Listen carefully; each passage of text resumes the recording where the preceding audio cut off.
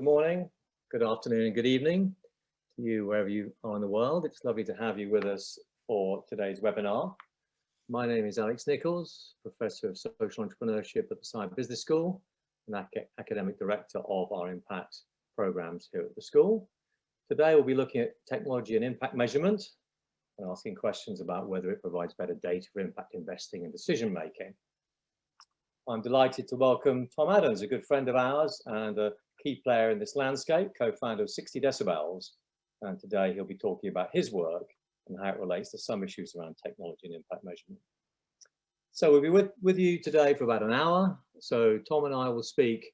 We'll try to make it about 30-35 minutes to allow plenty of time for conversation. We've got a fair number of things we want to cover. In terms of housekeeping, if you'd like to ask a question, please use the Q&A function. You'll see it on your screen. Put your questions in there. Of course, you can use the chat function to talk to each other, to network, to introduce yourselves, but we'll pick up questions for the second half of today from the Q&A screen. So please use that if you can. So just a couple of other housekeeping pieces. I mentioned this is a webinar that relates to our programs. So particularly this is the second webinar supporting our Oxford Impact Finance Innovations Program, a brand new program that we're running later this year, starting in November. And really what we're talking about today reflects some of the content in that program. We'll talk more at the end of today about this program and the other ones we offer in this portfolio. But I should also name check my co-director of this program, the new program, Marnie Patton-Power, whose book, Adventure Finance, I'm leaning heavily on in today's slides. And I would like to caveat immediately that much of this is her work, which were she with us today, she'd be talking about with me, but happily she can't be because she's on maternity leave. So congratulations to Arnie from us all, and we'll see her for the program in November.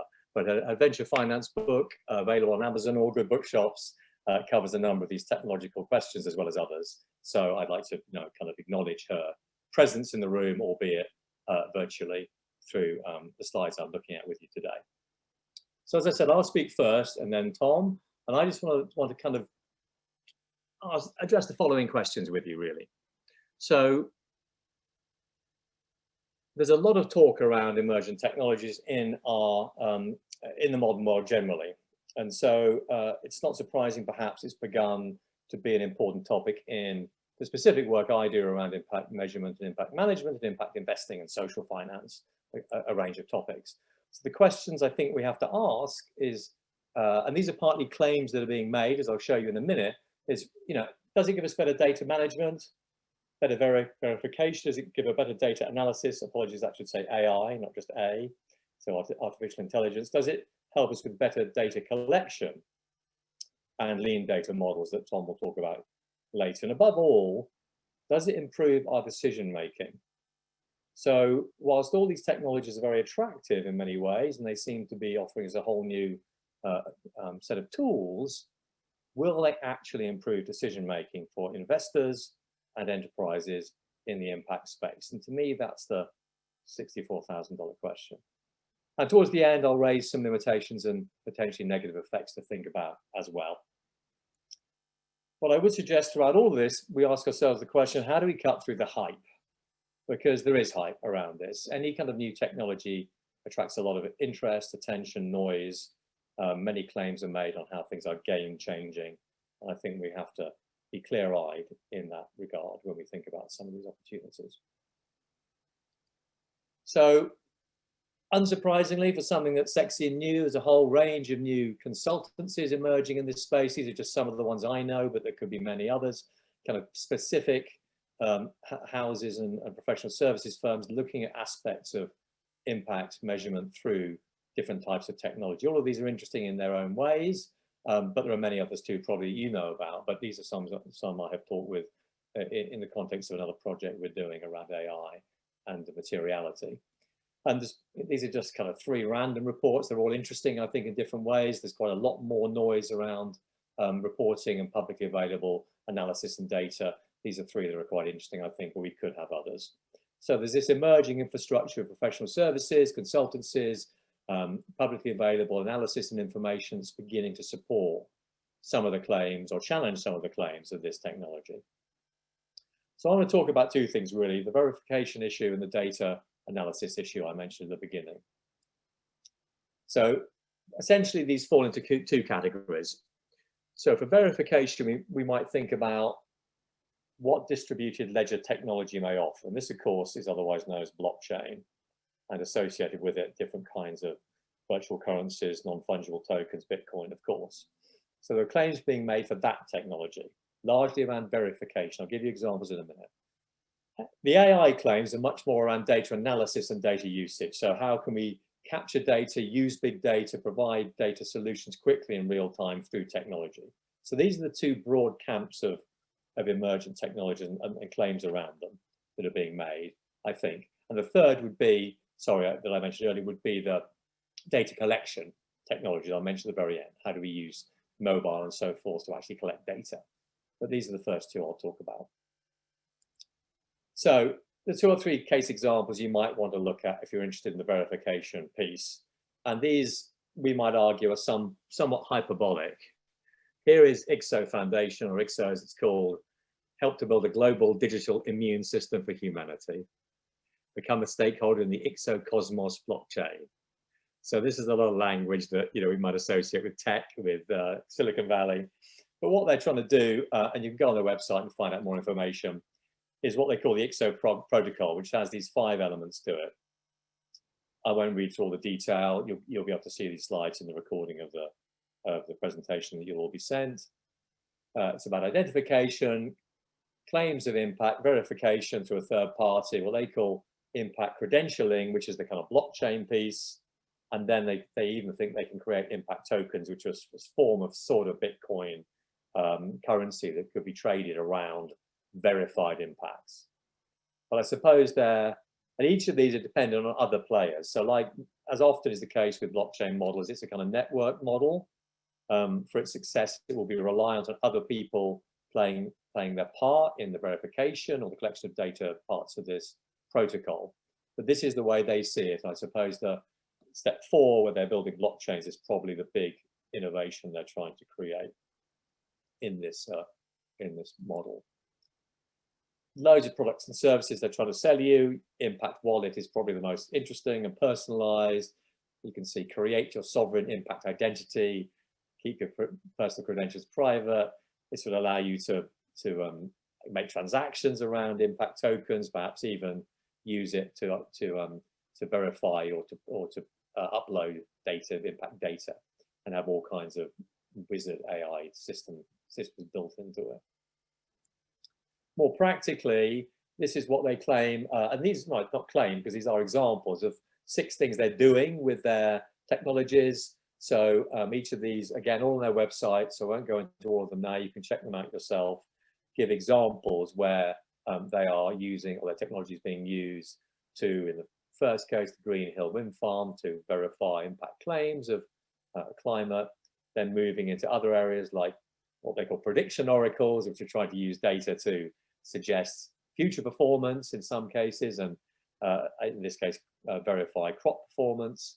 You can see interest in community currencies through their model, impact tokens being this sort of Bitcoin model, sell-on model, and the sustainable DeFi, as they call it, development finance, and the left-hand side, the education bond, will come to again with the next example is a way of trying to use their technology to create smart contracts. In other words, to have a system that verifies an impact, which is predetermined as having a value with somebody who will pay for it. And then you can create a smart contract whereby if the blockchain verifies an impact, then it triggers an automatic payment in what's often called the impact bond model. And this is an example of an education bond they worked on. All early stage, all pretty small, mostly pilots, but activity is happening around their model.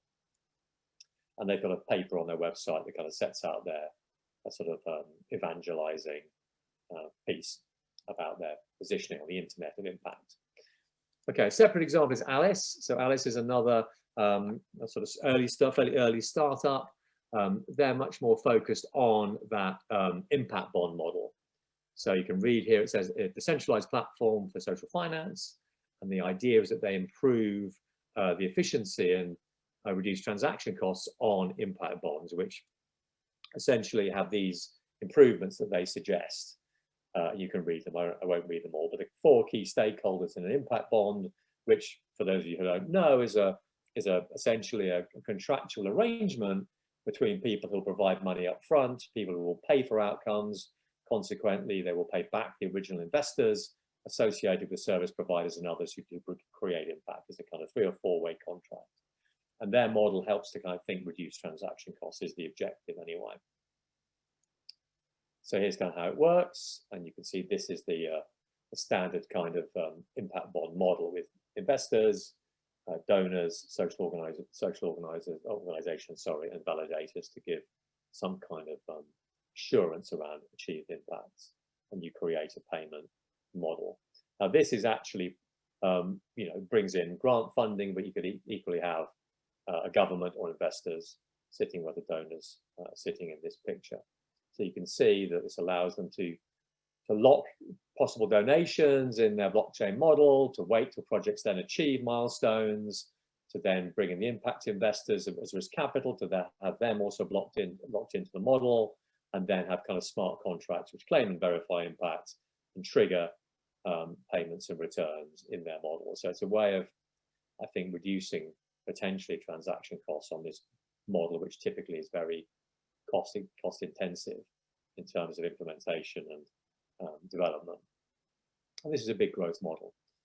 And here are some technological innovations that they're working on as well. And again, all these are on their website. Some of these, when you can read them, are to do with thinking about how you work in areas where you have micro connectivity, or you have organizations which have spotty internet connectivity but want to use mobile phones to transact. That's a TAPI startup.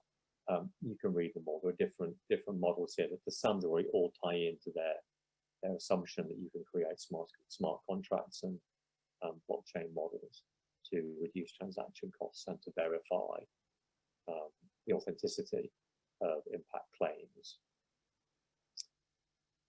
Okay, so another set of concrete examples. This is again one of Arnie's slides, so I must kind of totally acknowledge that, which is a really concrete example. I think it's interesting. This is about establishing land rights. So this is using blockchain, which at least claims to have this this quality of being incorruptible, because once it's in the blockchain, it can't be accessed and changed. To use this to identify examples where land rights may be either disputed or unestablished, and then when you get a land right sort of agreement, you can use it as a kind of blockchain piece that could have legal validity and then wouldn't be contestable. And you could then also use it to transact property rights. So if you want to sell something, once you know who owns it, then you can use a blockchain model to help transactions. So these are different countries. You'll see in Brazil, or in Africa, the United States, Sweden. These are different, you can't really read the detail here, but different examples of when this is being used to try to understand how we establish land rights. So again, a verification model, but also potentially a transaction model. So, a lot of noise about this, a lot of interest. Actually, I think there are fairly few examples. The ones I've shown you seem to be most of the textbook ones we can talk about right now. And we'll talk about some of the limitations later. Of course, we know some of the limitations around blockchain in terms of carbon, for example, and the use of servers. But, lots of interest in that. Okay, second thing then is AI. And this really is about data management. There's some really interesting things going on here in sectors like health. So for example, you can read these again in front of you. The first one here essentially allows a kind of AI system to identify and analyze chemical compositions of drugs in real time with a handheld device to see if they're fakes. So particularly if you're out in the field somewhere and you're trying to get drugs to people and supply chains are inconsistent or confused or corrupt, this would be one way of checking quickly back against the database whether the composition of a drug is fake or not. Pathology, as you'll see at the bottom, in order to use AI technology to digitalize scanning of blood and semen samples and give you quick analysis of them. And Zipline's a very famous example of using drones and AI geographic and geospatial technologies to get stuff out to remote places, particularly blood supplies, where you need to move things quickly in order to for blood to get to the front line. You can use technologies like that. Diagnostic technologies also using AI. So the Wadawani AI system uses essentially mobile phones to work out early stage infant underweight, threats of being underweight for an infant. So it can essentially take a snapshot of the size and shape of an infant and create a 3D construction which it matches against database to see if there's likely to be a problem with a child being underweight and consequently possibly having health issues that need to be addressed early on in its lifetime. Again, in a remote space, this is a way of using technology that's easy to use, essentially mobile, to do a health diagnosis in places where it's hard to get, say, a newborn baby to a hospital to be weighed and to be looked at. A more kind of a developed country problem or solution is the Queensland University app, which allows you to cough into your phone if you have a chest disorder, and it will diagnose from the sound of the cough whether you have any of those symptoms below. So this is, again, an example of where the big data profiling that AI can do will allow you to use this app to identify how ill you are, and indeed if you have just a common cold or whether you have pneumonia, against you literally coughing into the mouthpiece or the handset you see the woman doing there. So again, very interesting kind of technologies. Another big area is education. So online tutors, gamification to teach and help language, thinking about how you create language platforms that work in areas of low Wi-Fi connectivity. So you have to have stuff that can be held on the device or locally when Wi-Fi is spotty, to allow, particularly in African countries, people to have access to easy ways of learning foreign languages. So this is another one. Talking points is simultaneous translation. So this is focused particularly on families where, for example, if their English isn't their first language and they need to go to school, as you can see in this picture, they can use the phone to translate in real time what they're trying to say to the teacher and to translate back into their own language. So you can imagine, again, the kind of machine learning, the language analysis software you need for that is huge, and it's a kind of classic kind of AI application to be able to handle complex knowledge quickly. So here's what they do. It's non-profit, focused on family engagement for families of under-resourced multilingual communities, and it's designed to get away that blockage which language can have around communities and families settling into countries in which their first language isn't used commonly. And these are all up and running, right? These are real examples, many of the startups. Here's an agricultural yield website. This is another one that has masses of data, geospatial data around ag, which can be used. A lot of it's free once you sign up. And here's the kind of crop data sets they have. And you can click on this on their website to see what information they have about crop yields and seasonal trends in these different countries around certain crops, all use satellite imagery. So this is satellite data, big data, a lot of which is free now, being used to provide data sets which often can be used on they want it to be open access, so it's for the common good. So you can sort of benchmark and see the patterns of crop performance in different countries and different areas through these big data sets which you can search. So before we turn over to Tom in a moment, just to summarize, before we talk about this slide, there are two big plays on this. So the verification play, which is about data robustness, I guess, having more robust and reliable impact data, and then the AI applications which allow us to create impact through managing complex data in real time, often on mobile or other portable technologies, and I think it's the second that's probably more well advanced than the first in terms of, as it were, the market, both of which clearly have great potential. We'll touch limitations at the end. So finally, before I turn over to Tom, just the third category of technology emergence, or what's going on that's exciting, is data collection. These are some of the things we've mentioned already. Satellite imagery is increasingly common to understand crops, all kind of things. Mobile, of course, is well understood as a mechanism of data collection, the so-called Internet of Things, sensor technology in farms or elsewhere, and autonomous drones we've talked about with Zipline, and there may be others. But these the important thing about these technologies, I think, to grasp is how much cheaper they are now than historically. So whereas many of these would not have been possible to use in rural contexts or by not-for-profits, that is increasingly not the case.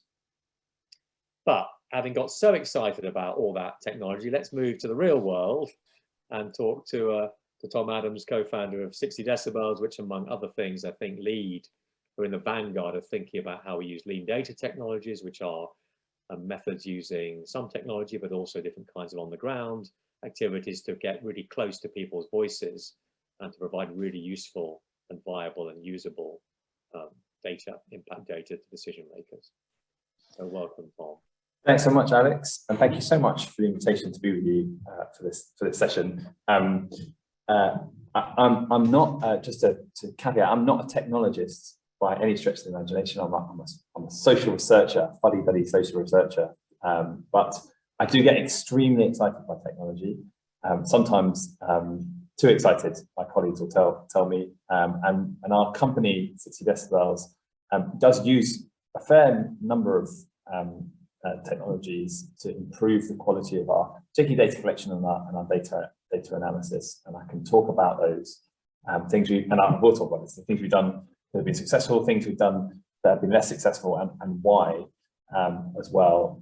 For background, we are an impact measurement company. We work with getting onto 500 social enterprises around the world, running data collection exercises that tend to last 6 to 9 weeks, where we collect standardized data direct from end beneficiaries so that we can produce assessments of impact performance and critically benchmarks of impact performance against the areas of impact that end beneficiaries are saying are most material to them. So a lot of listening, and we use mostly phones to do that. Alex, I think next slide.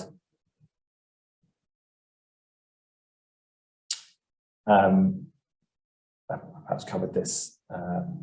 We can essentially listen to anyone, anywhere about their lived experience. I think the next slide gives the numbers of people we've reached, which I've also covered. And actually, this is the 4 sort of building blocks of our work. Standardized surveys. Everyone's going to get quite excited about impact measurement technologies. My favorite technology is an old technology, the survey.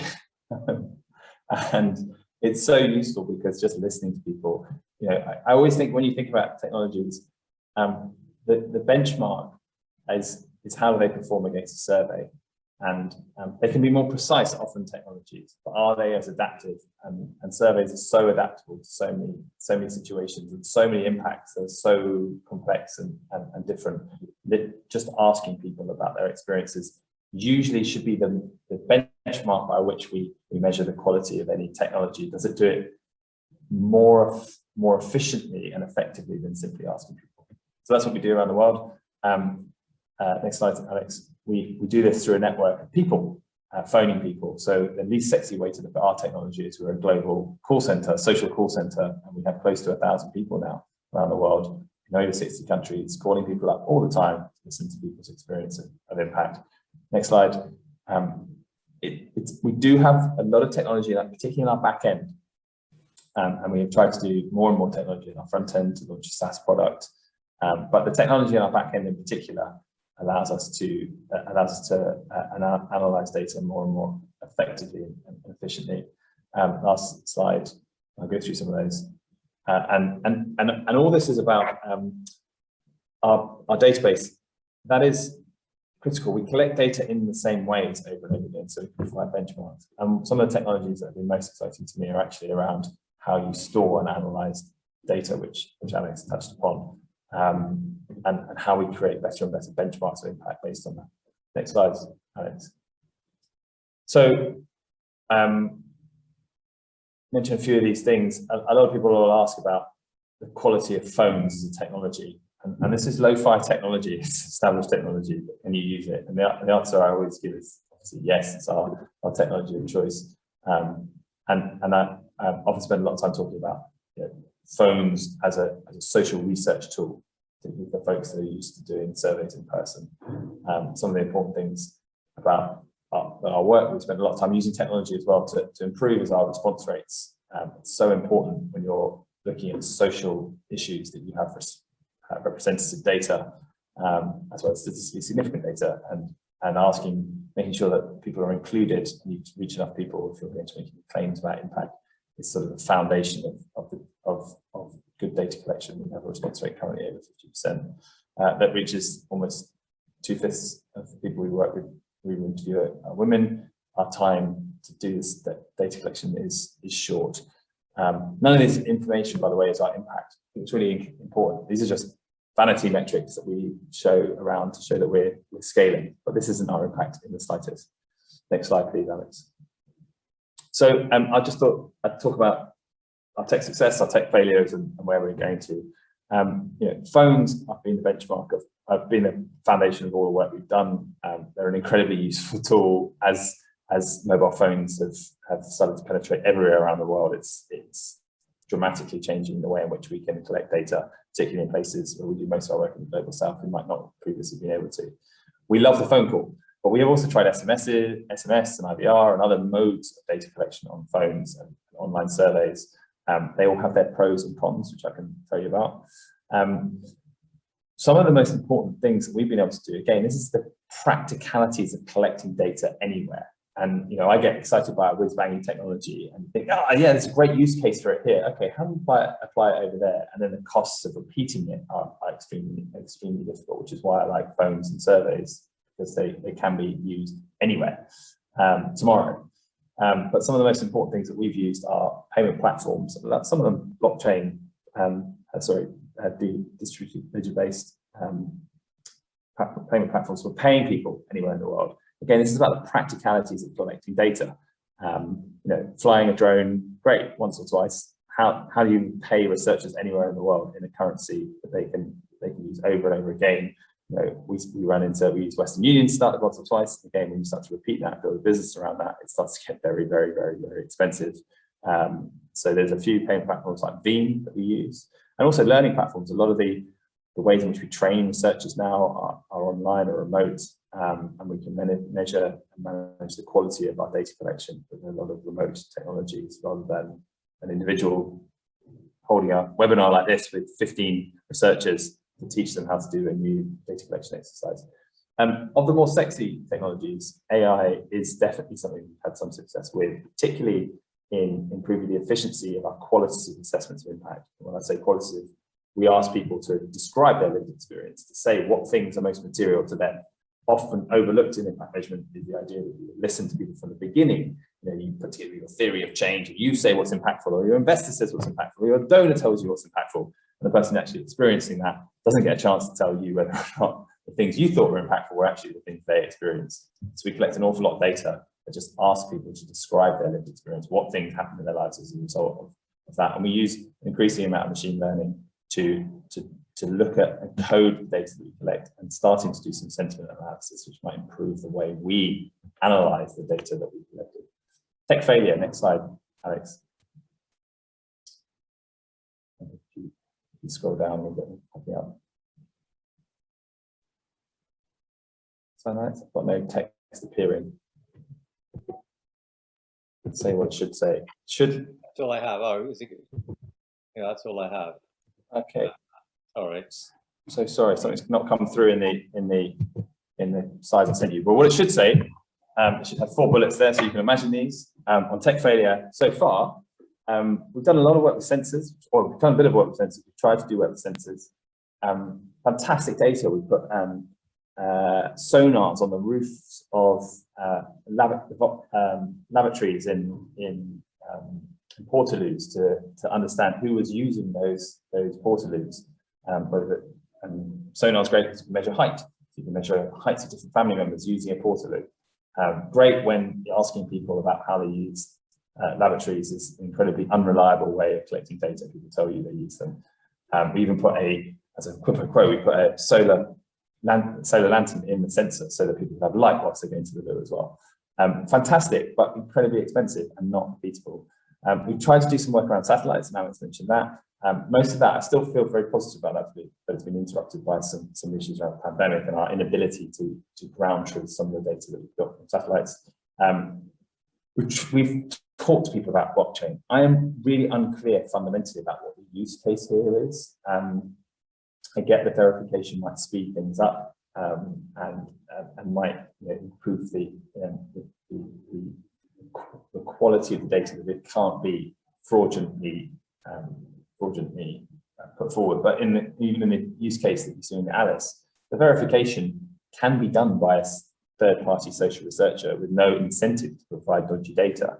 And I don't see that the use of a blockchain thus far is there's a compelling use to either improve the efficiency or the quality as yet. It still feels to me a bit like a problem looking for a solution when it comes to impact measurement.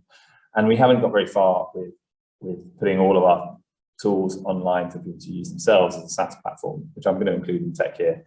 Mostly, again, it's a behavioral problem.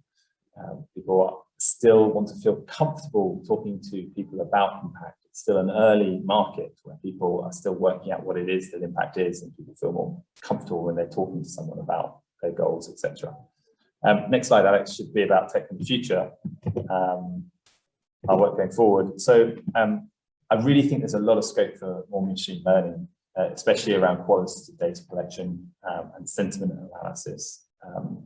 Understanding what people are saying about impact from the sorts of language they use, and even potentially the tone of their voice or their face as they speak. I really think tonal sentiment analysis has a lot of scope, and we can quite easily apply that to our work. And again, because phones are everywhere, we can do it over and over again.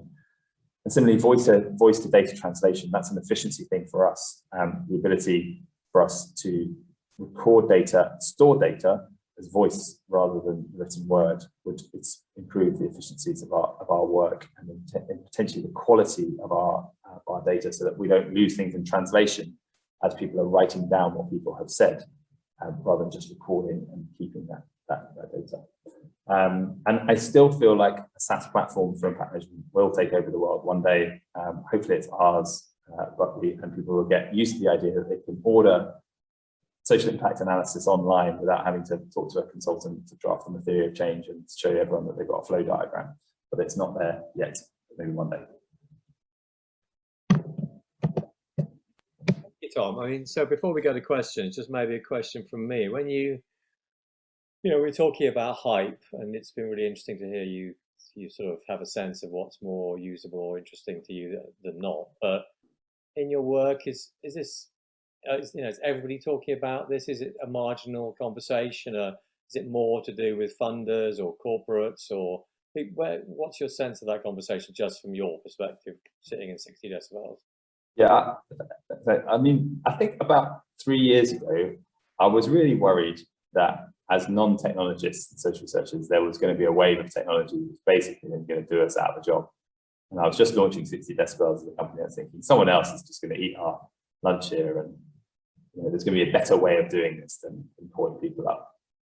And my experience has generally been that the flexibility of surveying people and the nature of social issues, which are about people and their perceptions of the world, mean that for a long time to come, we're going to be asking people to describe that. And so, yes, a sensor might get more precise data for one use case or another. A satellite might for one use case or another. It can't, at scale, be the ability to just talk to people and listen to people. So I feel more confident that there are going to be fewer of the sort of data collection technologies that will kind of do us out of the job.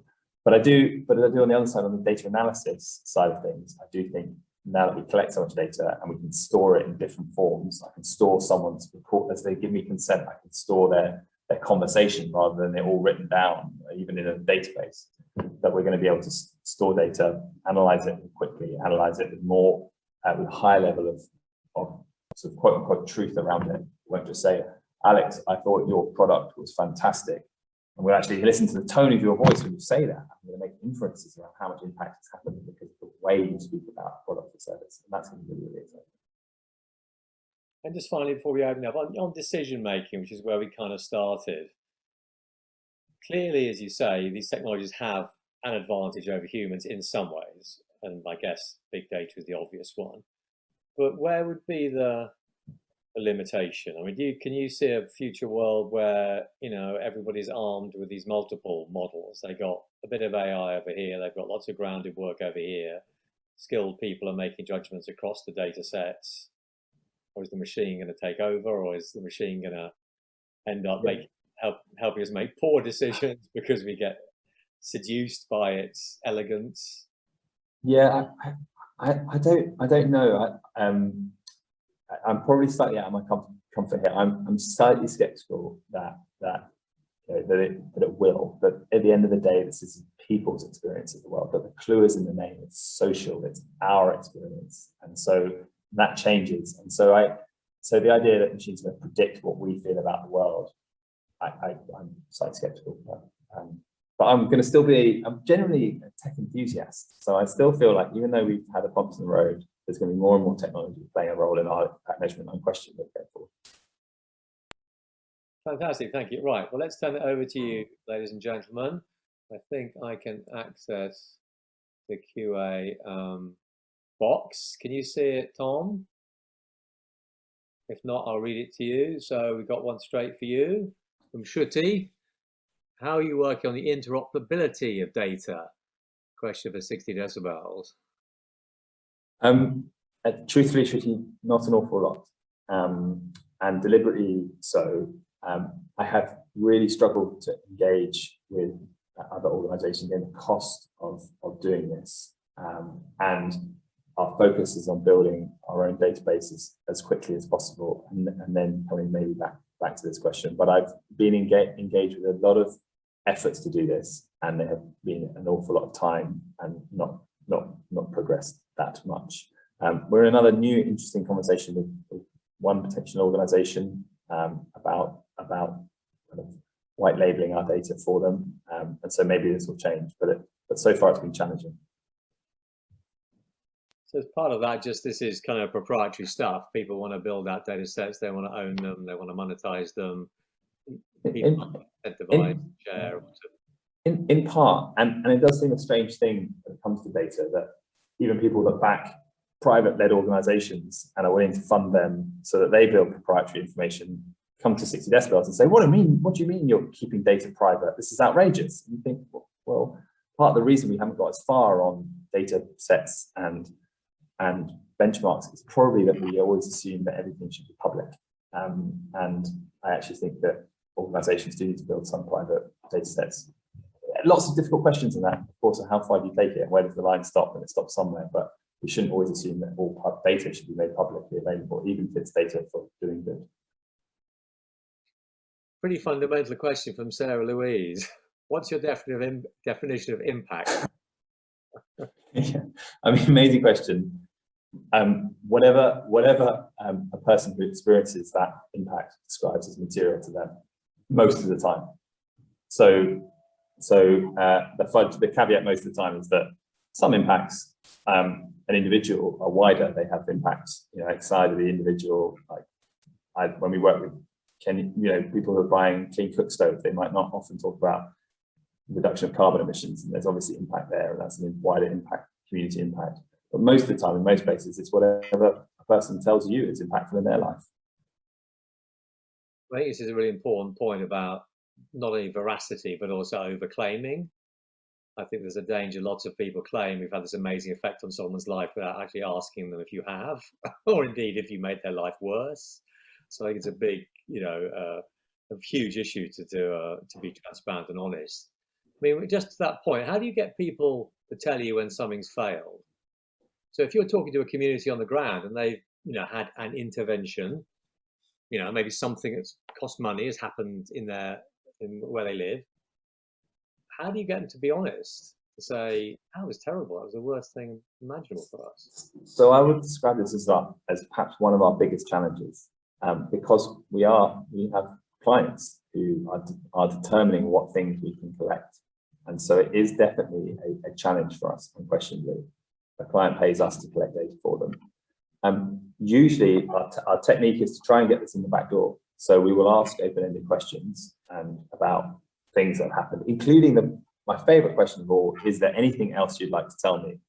And people might open up about their experiences. And once we've heard enough about those things, we might say, look, these things are material issues that we hear over and over again. So a good example of that is over-indebtedness in the financial inclusion sector. We really, really struggled to get people to consider this to begin with, kept asking questions about it, and particularly in things like pay-as-you-go for off-grid solar, which was bee's knees, and no one ever thought that there could be a problem with people taking on essentially debt to buy solar. We heard this enough times and we'd say, look, this is a material issue, and here's data about it, and here's how these organisations who first were brave enough to say, yes, we want that information, have performed, and you ought to collect data about that as well, and you start to see something. But it's harder. It's definitely harder to get people focused on this. So this is, I think, Yash, you asked a question about what's the one thing that's common across all impact ventures. For example, all impact ventures improve self-reported happiness scores. I mean, I think you're answering it in the way I would, which is to say there is no one thing, but the crucial one thing is to listen. So there'll be different responses to an intervention in different groups and different people, but the kind of requirement of saying you're having impact is to listen and to allow them to tell you that, whatever it is. So it might be, Yash, it might be a well-being question, it might not be. What do you think? Is there one common measure, response thing that cuts across everything that you look for? Is that for me, Alex, or for Yash? Well, asking you, Tom. I mean, I think the question of what things, qualitative questions that say, please describe changes that happened in your life as a result of using X or Y, and you can tweak the wording of that. And then which of these were most material is what we'd always ask. We do have a kind of subjective impact score, which is a bit like a net promoter score for us, but I would take that data with a real pinch of salt. I think you need to ask people to describe what things are material and then collect the data, indicators around those things. And the limitation of that is that you can't compare impact of different across different sectors, and everyone really wants to do that, and different interventions. Everyone really wants an impact till, the equivalent of a dollar, and some people monetize impacts. I think there are some real limitations to doing that, and it only works in a narrow number of sectors right now effectively, and I would rather of the limitations, I'd rather stay with measuring and comparing organizations within sectors and saying, I just simply cannot choose to describe the impact value between healthcare and education, and so I'm going to make a choice that healthcare is more valuable to me, or if you're a donor or a funder or an organization, then try and work out which is more impactful with some value. But it's a big question. I know, sorry. Yeah. Kind of technical questions. Maybe I'll try and group these a bit. Emma's asking about how do you transcribe voice recordings?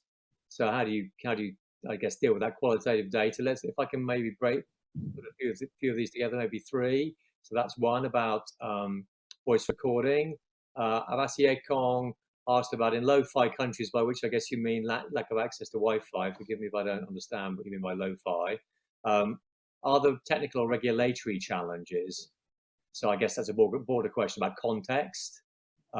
So voice surveys, context, and Amma said about triangulation for robustness of data. Do you take any other soundings? So kind of three, you can hold them all in your head, I'm sure you can. Three sort of. Yeah, you should be answering some of these as well, Alex. I'm not going to let you off the hook without answering some of these, but I'll go with so lo-fi. I mean, that's why I like phones. They kind of spread everywhere, and where we can't use phones, we do in-person data collection. I think some of the questions around regulation often more apply to research techniques and any human study that we have to be very careful of. The question on That was a regulation question. Then it was the kind of when you use qualitative data, how do you analyze? What do you do with what you get out of phones? Yeah, this is back to where I really want to invest in technology, and to your point around data analysis, Alex, some of the things you were talking about. We are still quite low tech here. Most of this work is done by people annotating those, but we are exploring more and more now that we have a highly people-based annotated data set, whether we can then choose machine learning. But it's also put to your point that you were talking about earlier, Alex, of like, when do the machines take over? Well, if the machine, at what stage are we comfortable enough that the annotations we've got are good enough that the machine can start learning from there? And then what if the fundamentals of the social change and it's the machine telling us that, but we're not listening again? So we need to carry on listening. And so there will always be this relationship between humans interpreting social issues and then us doing, using AI on top of that. But I'm also really worried about how black boxy it could get. I don't understand machine learning that well. I understand when I can check and back check all of our qualitative data collection by individuals. It's painful to do, but we can do that. And so we're also careful about, does it get too black boxy? Do we not understand it? Are we assuming that this has worked well because an algorithm has? And so these are all really interesting questions for us around analysis and that. So we're quite old school right now, but we are flirting with more and more sophisticated AI technologies. And the triangulation question. So do you ever testing, the robustness of one set of responses against a benchmark or something else? Sort of. Not much, to be honest. I get a bit nervous about triangulation. We've just written a paper about an SSIR around some triangulation techniques to impact. And I think I'm typically more comfortable with the biases and inaccuracies that creep into people's perceptions of self-reported perceptions of impact than and managing those through benchmarks in particular than I am the pretty wild biases you can creep up into too much triangulation. I think that I haven't seen it applied that well, but other people may have really great examples of it that I'm not aware of. I mean, Helen just asked you to talk a bit more about benchmarking because you mentioned it. Do you want to just give an example of just how you do that in some of your work? Yeah, sure. It's really simple. We ask people, as I mentioned earlier, to describe what their lived experience is, and if we work with, say, 50,000 smallholder farmers this year across 35 countries, should be probably more than that, about a range of different business models. We will have asked all of those farmers to describe what impacts in their life are most material about inclusion in supply chain X, set off-taker Y, input Z. And when we code those and we say these things are most material most of the time for most farmers and for most products, we will then put indicators forward for those things. And then we have our clients collect those. We collect that data around the indicators over and over and over and over and over again for those clients, and then we can start to compare impact again between those clients. One area of impact, of course, which is the performance around particular indicators of outcomes that most people in that sector say are most material to them. And we found that's the most interesting. It just dramatically transforms how useful impact data is, because rather than having, even if you did some brilliant data collection with a satellite, right, or a drone or a sensor, and you said outcome X is increased by Y%. If you don't have anything to compare it to, all you do is slap that on an infographic and pat yourself on the back and tell your donors that. So as soon as we can provide some comparison, even if sometimes it's only to a few other organizations, but sometimes to dozens of other similar organizations, it transforms how people engage with the data, and they start to say, right, well, this indicator I'm doing less well, and this indicator I'm doing really well on. How do I do better on this other place? Thank you. And Alex asks, how do you track behavioral change? So I mean, kind of multi-systemic, complex changes in behavior. Is that get around some of those difficulties? It's mostly something we don't do. There are definite limitations to what we do. We are more about, once you have experienced something, how do you describe the impact? Less how's your behavior changed? What is your state of behavior? What things have you done differently, etc. And we have done less around that. We have done very little on behavior economics, and I don't as an area, I don't actually understand it that well. So we stay in the lane that we do well.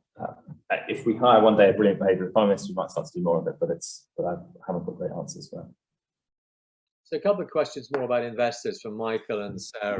Michael's talking about sort of corporate disclosure and how a firm might use some of this data in their financial reporting, and Sarah's asking about how it can be used to inform decision making for investors. How far do you get into that world? It's a long, I mean, this is definitely one that you should be answering, Alex. You know much more about this than me. But we have been to date a fairly agnostic organization about just collecting data. We haven't aligned ourselves to a standard. We haven't said this is what you need to put into any kind of reporting, etc. And have been an onlooker as the standards have sort of coalesced and come together. We've worked a bit with the impact management project, etc.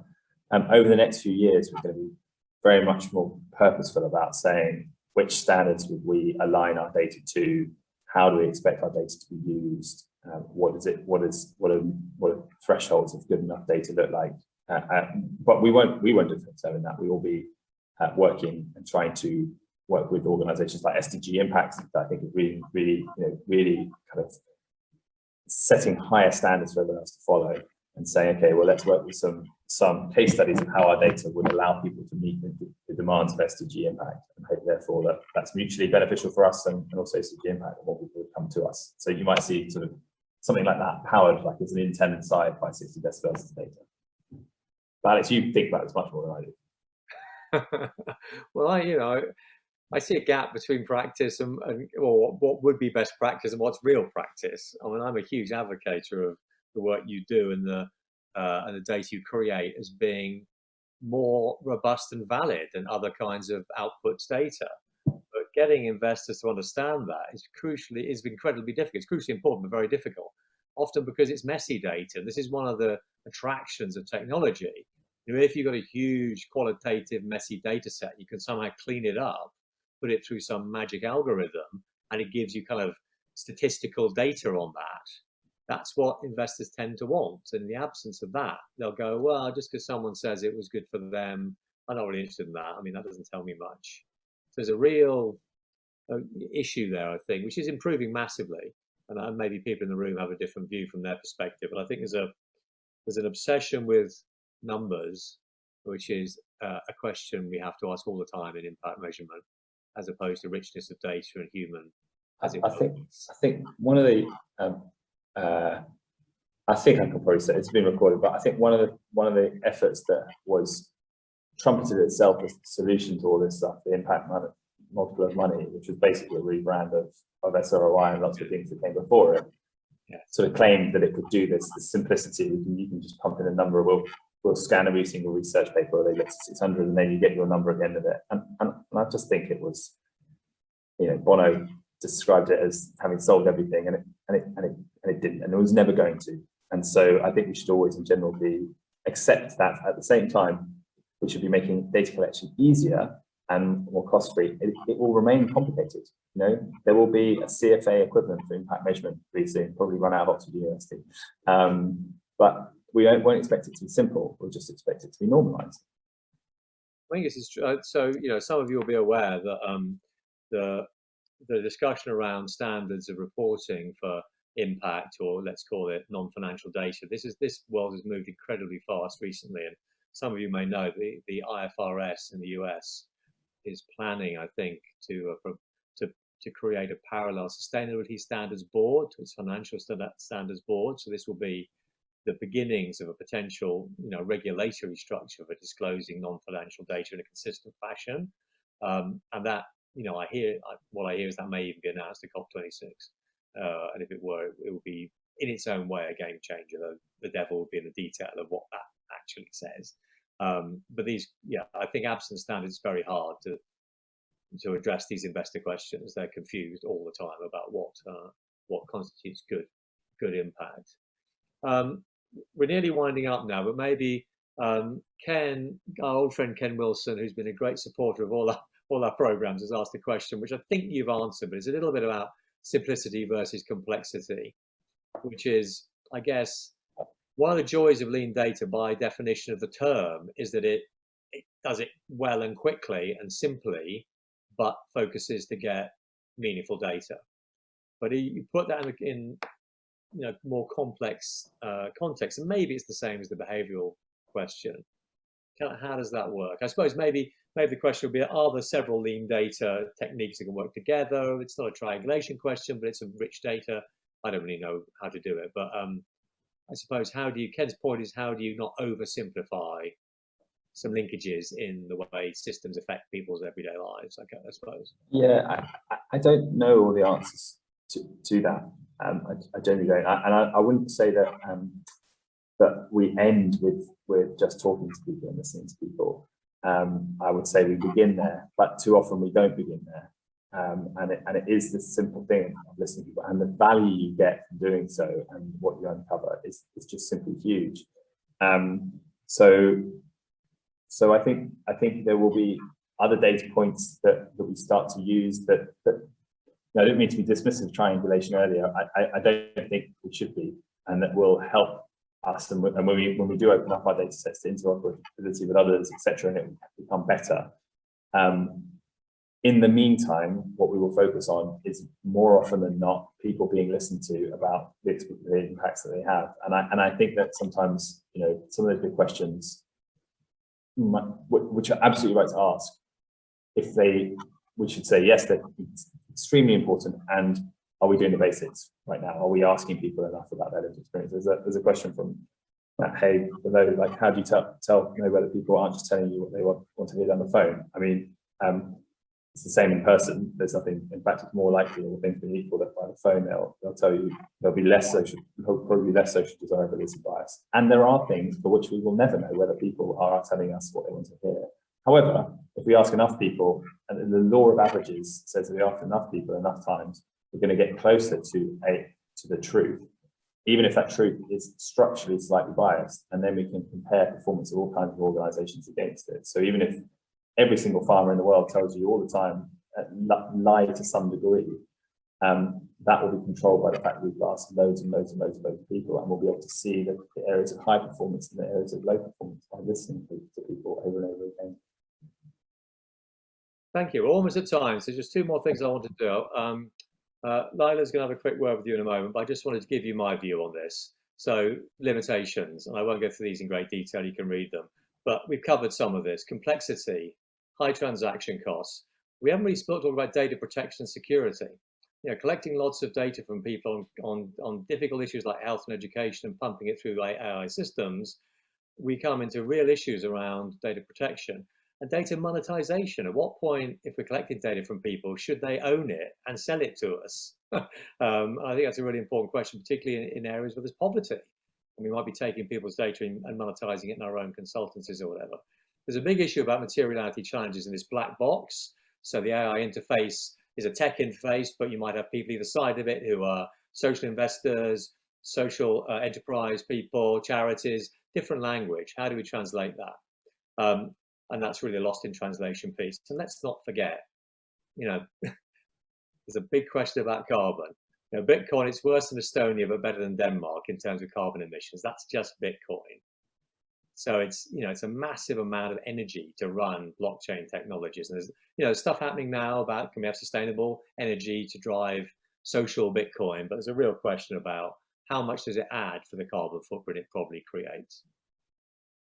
But then finally, just the last 2 minutes, I think, Layla, I wanted to speak to you about our programs. And sorry to cut you a bit short, Layla. Not at all. I don't need that long, Alex. But thank you, Alex and Tom. Extremely interesting, and a taste of what is to come during the Impact Finance Innovations program. We've had such interest in this program, and I'm sure you can all see why. My details are on the screen, and I look after 4 programs in the social impact space. I would be more than happy to discuss Impact Finance Innovations or any of the programs you see on screen. I have put links in the chat throughout this session to our programs, a link to Orni's book, a link to 60 Decibels, and my email address. All registrants will get a recording of this session early next week. And I hope to see you on one of our social impact programs soon. But thank you again all. There was such wonderful engagement in the chat and the questions. We will try and get to everybody in the next few days or so. Thank you. Just to emphasize that, thank you for the team. Grace and Lila have been involved in putting this together. They've done a brilliant job. Thanks to Tom for his honesty and his support of all our programs. He's in many of our programs and is a great supporter of us. And I love his work. And of course, thanks to all of you for giving us an hour of your time. And I hope you found it useful. And I wish you all the best for the rest of your day. Thank you very much. Bye-bye.